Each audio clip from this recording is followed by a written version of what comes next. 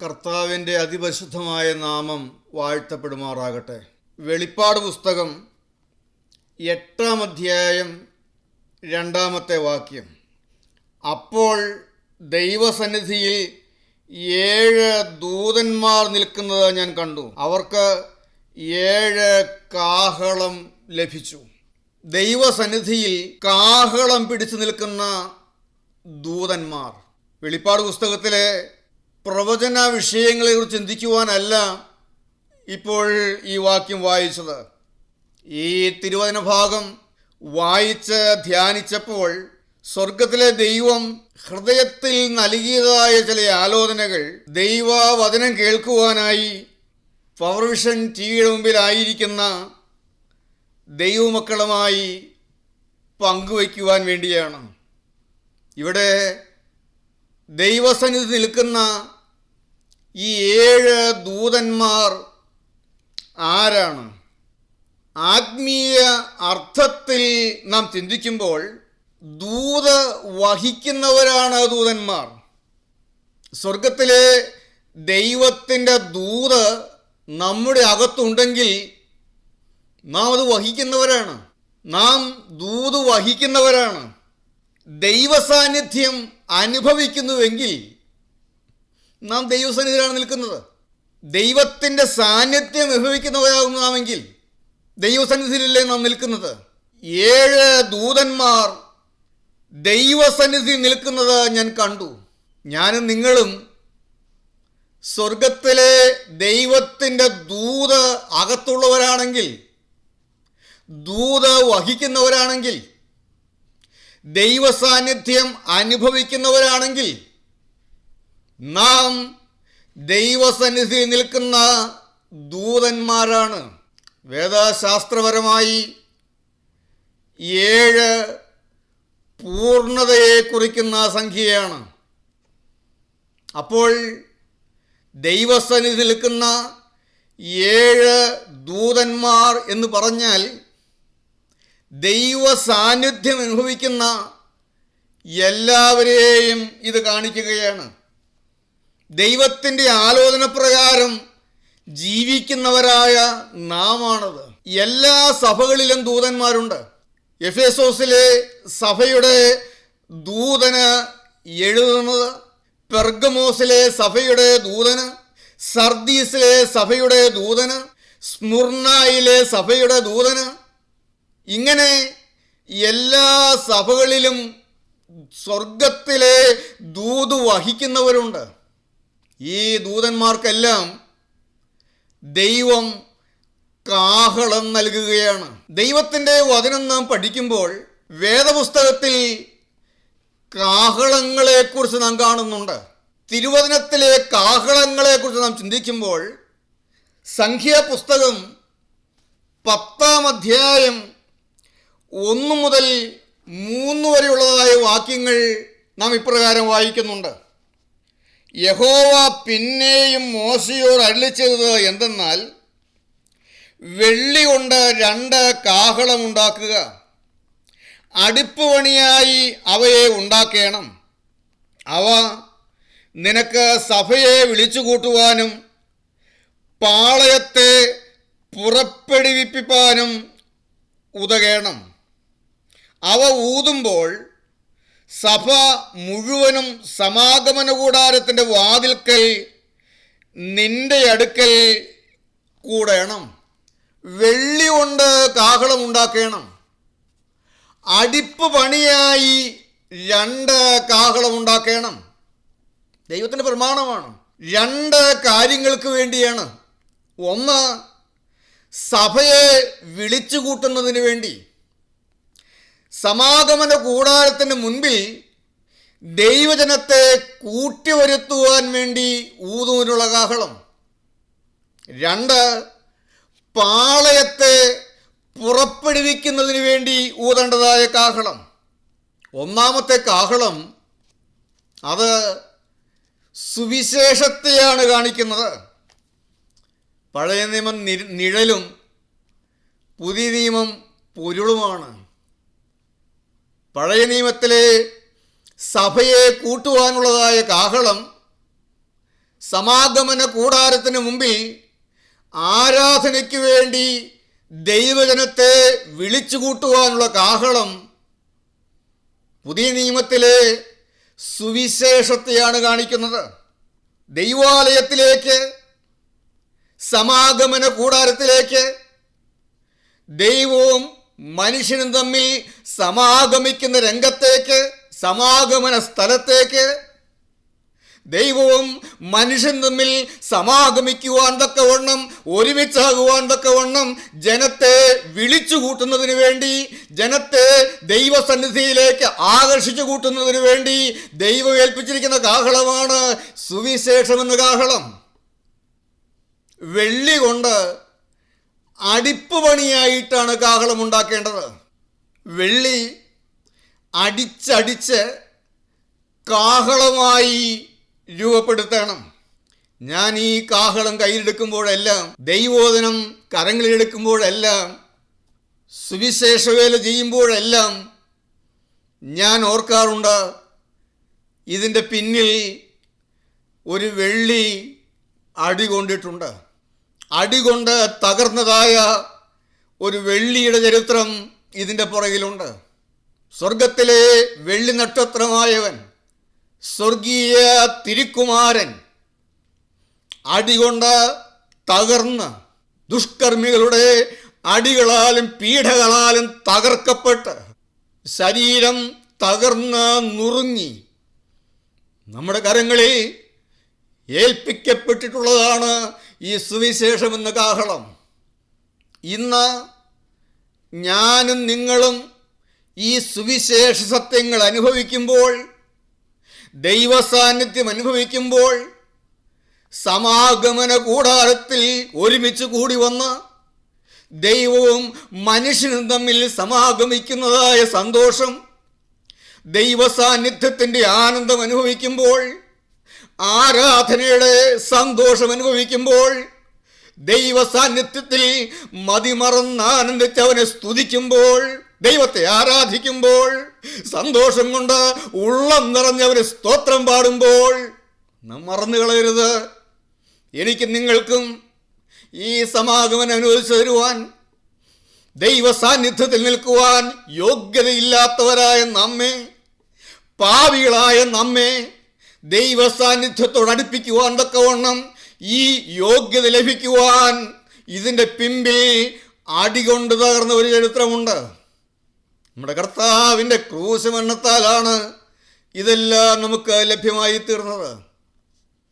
ഇന്ന് നാം അനുഭവിക്കുന്ന എല്ലാ ആത്മീക അനുഭവങ്ങളുടെയും പിറകിൽ വെള്ളി അടുപ്പ് പണിയായി അടിച്ചു വരുത്തി കാഹളമായി രൂപപ്പെടുത്തുന്നത് പോലെ നിർദ്ദയം അടികൊണ്ട് തകർന്ന ഒരുവനുണ്ട് എന്നുള്ളതായ സത്യത്തെ നാം ആരും മറന്നു കളയരുത്. ഇന്ന് ഈ കാഹളം നമ്മെ ഏൽപ്പിച്ചിരിക്കുകയാണ്. നമ്മുടെ സാക്ഷ്യ ജീവിതത്തിലൂടെ നാം ഈ കാഹളത്തെ മുഴക്കുന്നവരാകണം. പരിശുദ്ധനായ തോമാസ് ലീഹ ഈ കാഹളവും മുഴക്കിക്കൊണ്ടാണ് ഭാരത മണ്ണിലേക്ക് കടന്നു വന്നത്. ഇന്ന് സുവിശേഷത്തിൻ്റെ കാഹളം പിടിക്കുകയും ഊതുകയും ഒക്കെ ചെയ്യുന്നുണ്ട്. എന്നാൽ ഈ കാഹളം തെളിവായ നാദം മുഴങ്ങാതെ വണ്ണം അതിൻ്റെ അകത്ത് ശത്രു പലതും നിറച്ചിരിക്കുകയാണ്. കാഹളം ശരിക്കും മുഴങ്ങിയാലല്ലേ കേൾക്കുന്നവൻ്റെ ചങ്ക് ചലിക്കുകയുള്ളൂ. ഹൃദയം കിടുങ്ങുന്ന മുഴക്കം വരാതെ വണ്ണം പലതും ഇന്ന് കാഹളത്തിൻ്റെ ഉള്ളിൽ നിറച്ചിരിക്കുകയാണ്. ഈ അന്ത്യകാലത്ത് സഭകളെയും ആത്മീയ രംഗങ്ങളെയും എല്ലാം പിശാച് തകർത്ത് കളയുന്നു. സുവിശേഷം തെളിവായി മുഴങ്ങാതെ വണ്ണം കാഹളത്തിൻ്റെ ഉള്ളിൽ, ആത്മീയ രംഗങ്ങളുടെ ഉള്ളിൽ, സഭകളുടെ ഉള്ളിൽ, സുവിശേഷ പ്രവർത്തനങ്ങളുടെ ഉള്ളിൽ പിശാച് പലതും നിറച്ചിരിക്കുകയാണ്. അടുപ്പുപണിയായ വെള്ളി കൊണ്ടുള്ളതായ കാഹളം പിടിച്ച് യേശുക്രിസ്തുവിനെ ഉയർത്തിക്കാട്ടി അതിൻ്റെ ഉള്ളിൽ, ആത്മീയ രംഗങ്ങളുടെ ഉള്ളിൽ, ആത്മീയ ശുശ്രൂഷകളുടെ ഉള്ളിൽ മറ്റൊന്നും നിറയ്ക്കാതെ ഒരു മനുഷ്യനെ അതിൻ്റെ ഉള്ളിൽ നിറയ്ക്കരുത്. സ്ഥാനമാനങ്ങൾ അതിൻ്റെ ഉള്ളിൽ വന്ന് നിറയാൻ ഇടയാകരുത്. ഭൗതികമായ നേട്ടങ്ങൾ അതിൻ്റെ ഉള്ളിൽ നിറയ്ക്കാൻ ഇടയാകരുത്. സ്വാർത്ഥ താല്പര്യങ്ങൾ അതിൻ്റെ ഉള്ളിൽ നിറയ്ക്കാൻ ഇടയാകരുത്. മറ്റൊന്നിലും സ്പർശിക്കാതെ ഊതിയാൽ മാത്രമേ കാഹളം തെളിവായ നാദം പുറപ്പെടുവിക്കുകയുള്ളൂ. കഴിഞ്ഞകാല തലമുറയിൽ ഇപ്രകാരം നിന്നവരുണ്ട്, ഇപ്രകാരം നടന്ന ശുശ്രൂഷകളുണ്ട്. ഞാൻ വായിച്ചിട്ടുണ്ട്. സാധു കൊച്ചുകുഞ്ഞു ഉപദേശിയുടെയും KV സൈമൺ സാറിൻ്റെയും എല്ലാം കാലത്ത് ജനം ഒരുമിച്ച് കൂടി വന്ന് മുട്ടുമടക്കിയിരുന്ന് കൈയടിച്ച് ഒരു പാട്ട് പാടി തുടങ്ങുമ്പോഴേക്കും കരച്ചിൽ ആരംഭിക്കുമായിരുന്നു. കർത്താവിൻ്റെ സാന്നിധ്യം വന്ന് നിറയുന്ന ആത്മീയ അനുഭവങ്ങളിൽ ഹൃദയം നിറഞ്ഞ്, ഹൃദയം തകർന്ന് ദൈവസന്നിധിയിൽ മതിമറന്നാനന്ദിച്ച് വാവിട്ട് നിലവിളിക്കുമായിരുന്നു. ജനം പാപബോധമുള്ളവരായി ദൈവസന്നിധിയിൽ നെടുമ്പാട് വീണ് കരയുമായിരുന്നു. അത്യുന്നതനായ ദൈവത്തിൻ്റെ ശോഭ കണ്ട് മതിമറന്നാനന്ദിച്ച് ദൈവത്തെ സ്തുതിക്കുമായിരുന്നു. ജനം മാനസാന്തരപ്പെടുന്നതായ കാലങ്ങൾ. ഞങ്ങൾ വയനാട്ടിൽ സുവിശേഷ വേല ചെയ്തതായ 10-22 വർഷങ്ങളുണ്ട്. ഞങ്ങൾ കണ്ടിട്ടുണ്ട് ദൈവവചനത്തിന് മുമ്പിൽ ജനം പാപബോധമുള്ളവരായി മാറുന്നത്. ദൈവവചനത്തിൻ്റെ മുമ്പിൽ ജനം മാനസാന്തരപ്പെടുന്നത്. കണ്ണുനീരോടെ തങ്ങളുടെ പാപങ്ങളെ ഏറ്റുപറഞ്ഞ് ഉപേക്ഷിച്ച് ദൈവകരങ്ങളിലേക്ക് ജീവിതം സമർപ്പിക്കുന്നത്. ദൈവവചനത്തിന് മുമ്പിൽ ആത്മസന്തോഷത്താൽ സന്തോഷിച്ച് ആർക്കുന്നത്. തെളിവായ നാദം പുറപ്പെടുവിക്കുന്ന ആത്മീയമായ ഒരു രംഗത്ത് ചേർന്ന് നിൽക്കുവാൻ ദൈവം ഞങ്ങൾക്ക് ഭാഗ്യം തന്നിട്ടുണ്ട്. ദൈവത്തിന് സ്തോത്രം. തെളിവായ നാദം പുറപ്പെടുന്നത് കണ്ട് ഞങ്ങൾ ആനന്ദിച്ചിട്ടുണ്ട്. എന്നാൽ ഇന്ന് ആത്മീയ രംഗങ്ങളുടെ ഉള്ളിൽ പലതും ദുഷ്ടനായ ശത്രു വന്ന് കുത്തി നിറച്ചിരിക്കുകയാണ്. കാഹളത്തിനുള്ളിൽ അതുമിതുമെല്ലാം കുത്തി നിറച്ചാൽ, ഊതിയാൽ തെളിവായ നാദം പുറപ്പെടുകയില്ല. അതുകൊണ്ടാണ് 1 കൊരിന്ത്യലേഖനം 14 അധ്യായം 8 വാക്യം നാം വായിക്കുമ്പോൾ അപ്പോസ്തലനായ പൗലോസ്ലീഹ കൊരിന്ത്യ സഭയിൽ നിന്ന് ഈ കാഹളം തെളിവല്ലാത്ത നാദം പുറപ്പെടുവിക്കുന്നതായ കാര്യങ്ങൾ എടുത്തു പറയുന്നത് അവിടെ നാം വായിക്കുന്നുണ്ട്. അപ്പോസ്തലൻ പറയുകയാണ്, കാഹളം തെളിവല്ലാത്ത നാദം പുറപ്പെടുവിച്ചാൽ ആര് പടയ്ക്ക് ഒരുങ്ങും? തെളിവില്ലാത്ത നാദം കൊടുത്താൽ പടയ്ക്ക് ആർ ഒരുങ്ങും എന്ന് പോൾ പറയുന്നത്. അവർ കൂടി വരുമ്പോൾ അന്യഭാഷയുണ്ട്, പ്രവചനപരമുണ്ട്, രോഗശാന്തിയുണ്ട്, കൃപാവരങ്ങളെല്ലാം ഉണ്ട്. എന്നാൽ സഭയിൽ പലതും കുത്തി നിറച്ചിരിക്കുകയാണ്. വിശ്വാസികൾ തമ്മിൽ ഭിന്നതയുണ്ട്, ഈർഷ്യയും പിണക്കവുമുണ്ട്. നിങ്ങളുടെ ഇടയിൽ ഈർഷ്യയും പിണക്കവും ഇരിക്കെ നിങ്ങൾ ജഡീകന്മാരായി നടക്കുന്നു. നിങ്ങൾ ശേഷം മനുഷ്യരെ പോലെ വേർപാടില്ലാത്തവരായി ജീവിക്കുന്നു. നിങ്ങളുടെ ഇടയിൽ ഭിന്നതയുണ്ട്, പക്ഷം തിരിഞ്ഞു നിൽക്കുന്നു. നിങ്ങൾ ചിലർ പറയുന്നു ഞങ്ങൾ പൗലോസിൻ്റെ പക്ഷക്കാരനെന്ന്, വേറെ ചിലർ പറയുന്നു ഞങ്ങൾ അപ്പല്ലോസിൻ്റെ പക്ഷക്കാരനെന്ന്, മറ്റു ചിലർ പറയുന്നു ഞങ്ങൾ ക്രിസ്തുവിൻ്റെ പക്ഷക്കാരനെന്ന്. ഗ്രൂപ്പിസം ഉണ്ടായിരുന്ന സഭയിൽ, ഗ്രൂപ്പിസം വന്ന സഭയിൽ നിറഞ്ഞു നിൽക്കുന്നു. നിങ്ങളുടെ ഇടയിൽ ദുർനടപ്പുകളുണ്ട് എന്ന് കേൾക്കുന്നു. നിങ്ങളുടെ ഇടയിൽ ഭിന്നതയുണ്ട് എന്ന് ക്ലോവയുടെ ആളുകളാൽ എനിക്ക് അറിവ് കിട്ടിയിരിക്കുന്നു.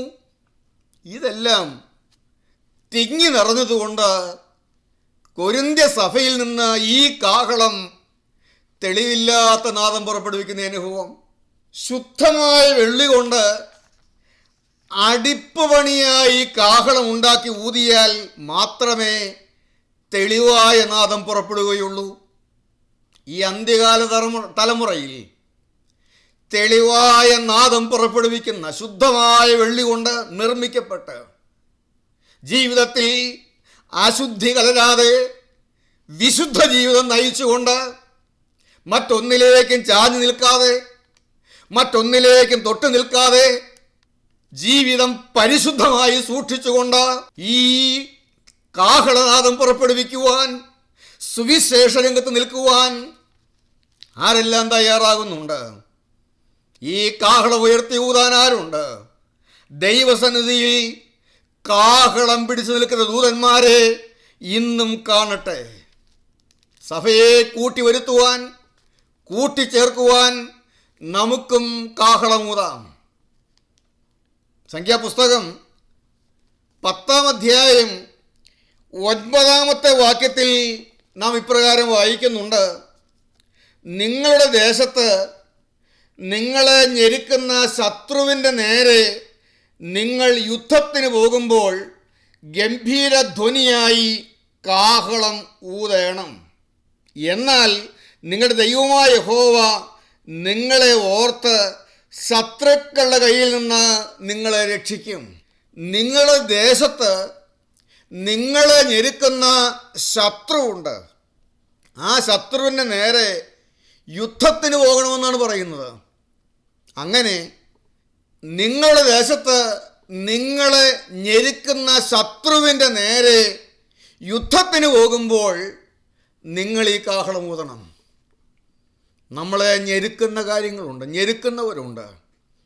ദൈവമക്കൾ ഞെരുങ്ങിക്കഴിയുവാൻ ദൈവം ആഗ്രഹിക്കുന്നില്ല.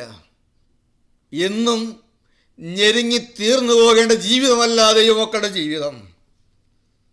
ഇന്ന് ഞെരുങ്ങിക്കഴിയുന്നവരാരല്ല ഈ വാക്കുകളെ കേൾക്കുന്നുണ്ട്. കുടുംബത്തിൽ ഞെരുങ്ങിക്കഴിയുന്നു, ഒരു സമാധാനവുമില്ല. മക്കളുടെ കാര്യം ഓർക്കുമ്പോൾ ഒരു സമാധാനവുമില്ല. ഓരോ ദിവസവും ഞെരുങ്ങിയാണ് കഴിയുന്നത്, തീ തിന്നാണ് കഴിയുന്നത്. വഴിതെറ്റിപ്പോകുന്നതായ മക്കൾ, സ്വന്തക്കാരിൽ നിന്ന് ഞെരുക്കങ്ങൾ അനുഭവിക്കുന്നവരുണ്ട്. മക്കളുടെ വിവാഹം നടക്കുന്നില്ല, ചീത്ത കൂട്ടുകെട്ടുകളിൽപ്പെട്ടു പോകുന്നു, ദുശീലങ്ങളിലും മദ്യത്തിനും മയക്കുമരുന്നിനുമെല്ലാം അടിമകളായി പോകുന്നു, പാപത്തിൽ ഞെരുങ്ങിപ്പോകുന്നവരുണ്ട്. ഇന്ന് ഈ വാക്കുകൾ കേട്ടുകൊണ്ടിരിക്കുമ്പോൾ പാപത്തിൽ ഞെരുങ്ങി അമർന്നു പോകുന്നവരാരെല്ലാം ഉണ്ട്. മദ്യപാനത്തിൽ നിന്ന് ഒരു വിടുതൽ വേണമെന്ന ആഗ്രഹമുണ്ട്. മയക്കുമരുന്നിൽ നിന്നും ചീത്ത കൂട്ടുകെട്ടുകളിൽ നിന്നും അശുദ്ധമായ വഴികളിൽ നിന്നുമെല്ലാം ഒരു വിടുതൽ വേണമെന്ന് ആഗ്രഹിക്കുന്നത്, പക്ഷേ ഞെരുങ്ങി അമർന്നു പോവുകയാണ്. ദൈവവചനം പറയുന്നു, നിങ്ങൾ ഇനിയും ഞെരുങ്ങി കഴിയല്ലേ, നിങ്ങൾ യുദ്ധം തുടങ്ങുക, പാപത്തോട് യുദ്ധം തുടങ്ങുക. യുദ്ധത്തിനായി പുറപ്പെടുമ്പോൾ ഈ കാഹളം ഊതണമെന്ന്. അപ്പോൾ ദൈവം നിങ്ങൾക്ക് ജയം തരുമെന്ന്. ജീവിതം വഴി പൊട്ടി നിൽക്കുന്നവരുണ്ടോ? കടബാധ്യതകളിൽ ഞെരുങ്ങി കഴിയുന്നവരുണ്ടോ? രോഗത്തിൻ്റെ ക്ലേശങ്ങളാൽ ഞെരുങ്ങി കഴിയുന്നവരുണ്ടോ? ദൈവവചനത്താൽ ബലപ്പെടുത്തുന്നവനായ ഒരു ദൈവമുണ്ട്. ഞാൻ രോഗത്തിൽ വളരെ ഞെരുങ്ങിയവനാണ്. 2018 മാരകമായ ക്യാൻസർ രോഗത്തിന് അടിമപ്പെട്ടും അതിൻ്റെ എല്ലാവിധമായ ചികിത്സകളിലും 1 വർഷത്തോളവും ഞെരുങ്ങിക്കഴിഞ്ഞവനാണ് ഞാൻ. എന്നാൽ ഈ ദൈവവചനം എന്നെ ആ ഞെരുക്കങ്ങളുടെ നടുവിൽ ആനന്ദിപ്പിച്ച കാലങ്ങൾ ഞാൻ ഓർക്കുകയാണ്. കൂട്ടായ്മയിലെ ദൈവമക്കളുടെ പ്രാർത്ഥന എന്നെ ബലപ്പെടുത്തിയ കാലങ്ങൾ ഞാൻ ഓർക്കുകയാണ്. കൂട്ടായ്മയിൽ മുഴങ്ങിക്കേട്ടതായ ദൈവവചനം എന്നെ ആനന്ദിപ്പിച്ചത് ഞാൻ ഓർക്കുകയാണ്. ലോകത്തിന് ഞെരുക്കങ്ങളിൽ നിന്ന് സ്വർഗത്തിലെ ദൈവം പൂർണ്ണ സൗഖ്യമുള്ളവനാക്കി എന്നെ വിടുവിച്ചത് ഞാൻ ഓർക്കുകയാണ്. ഈ കാഹളനാദം എന്നെ ഞെരുക്കങ്ങളിൽ നിന്ന് വിടുവിച്ചു. എനിക്ക് വേണ്ടി തകർക്കപ്പെട്ടവനായ, അടികൊണ്ട് തകർന്നവനായ ക്രിസ്തു എന്നെ സൗഖ്യം തന്നു നിർത്തി. ഈ കാഹളമൂതി ശത്രുവിനെ തോൽപ്പിച്ചവരില്ലേ ഈ വാക്കുകൾ കേട്ടുകൊണ്ടിരിക്കുന്നവർ? നിങ്ങളുടെ ദേശത്ത് നിങ്ങളെ ഞെരുക്കുന്ന ശത്രുവിൻ്റെ നേരെ നിങ്ങൾ യുദ്ധത്തിന് പോകുമ്പോൾ ഗംഭീരധ്വനിയായി കാഹളമൂതണം. സംഖ്യാപുസ്തകം 10-ാം അധ്യായം 10-ാമത്തെ വാക്യം നാം ഇങ്ങനെ വായിക്കുന്നുണ്ട്: നിങ്ങളുടെ സന്തോഷ ദിവസങ്ങളിലും ഉത്സവങ്ങളിലും മാസാരംഭങ്ങളിലും നിങ്ങൾ ഹോമയാഗങ്ങളും സമാധാനയാഗങ്ങളും കഴിക്കുമ്പോൾ കാഹളമൂതണം.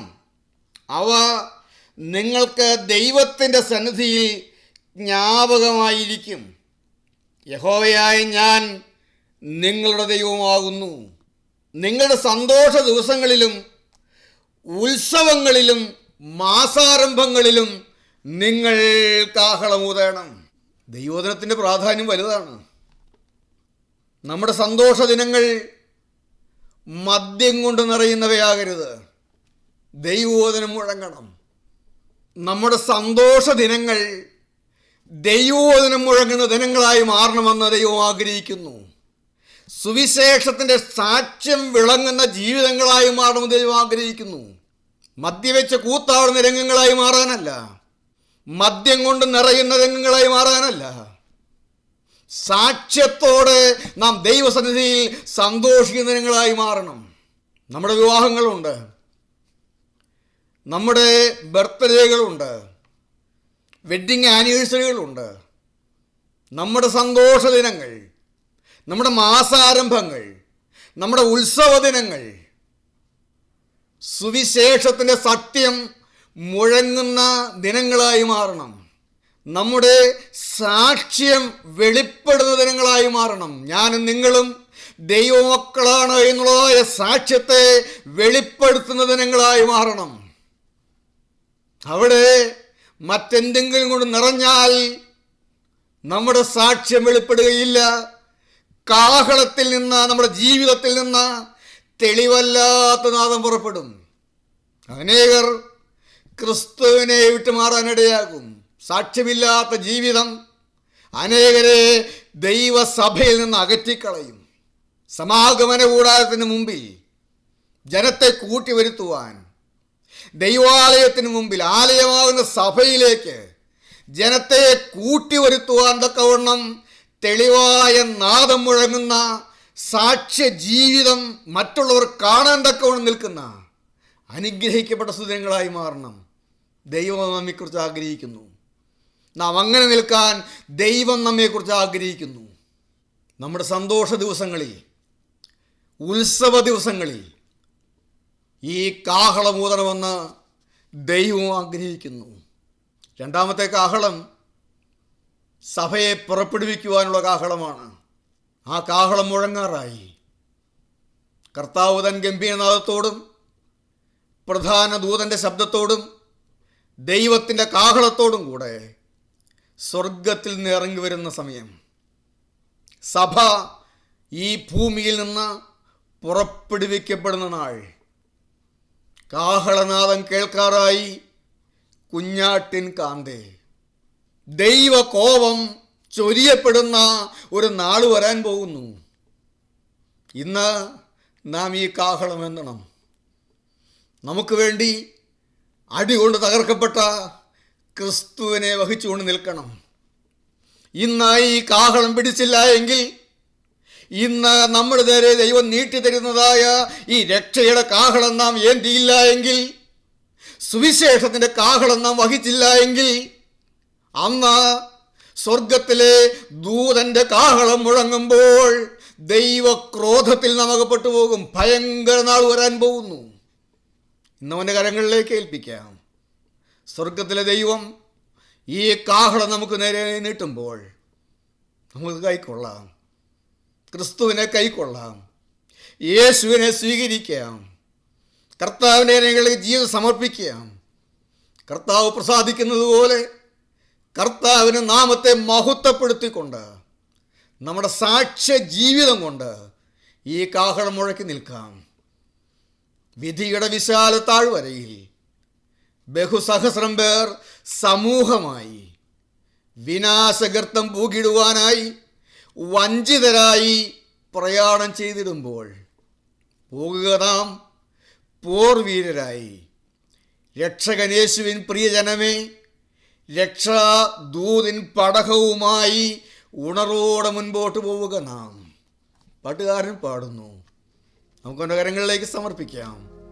തലകളെ ഉണക്കാം. കരുണയുള്ള കർത്താവേ, സ്നേഹനിധിയായ സ്വർഗീയ പിതാവേ, ദൈവസന്നിധിയിൽ കാഹളവുമായി നിൽക്കുവാൻ സ്വർഗത്തിൻ്റെ കാഹളം, അടിപ്പൊണിയായി നിർമ്മിച്ച കാഹളം, നമുക്ക് വേണ്ടി അടികൊണ്ട് തകർന്നവനായ ക്രിസ്തു, ആരവനെ കൈക്കൊള്ളും. നമുക്ക് യേശുവുള്ളവരായി മാറാം. ക്രിസ്തുവിനെ വഹിക്കുന്നവരായി മാറാം. സ്വർഗത്തിലെ ദൂത് വഹിക്കുന്നവരായി നമുക്ക് മാറാം. കരുണയുള്ള കർത്താവേ, ഞങ്ങളെല്ലാവരെയും അനുഗ്രഹിക്കണമേ. എല്ലാ മഹത്വം എടുക്കണമേ. യേശുവിൻ്റെ നാമത്തിൽ പ്രാർത്ഥിക്കുന്നു. കൃപയോടെ കേൾക്കണം പിതാവേ. ആമേൻ.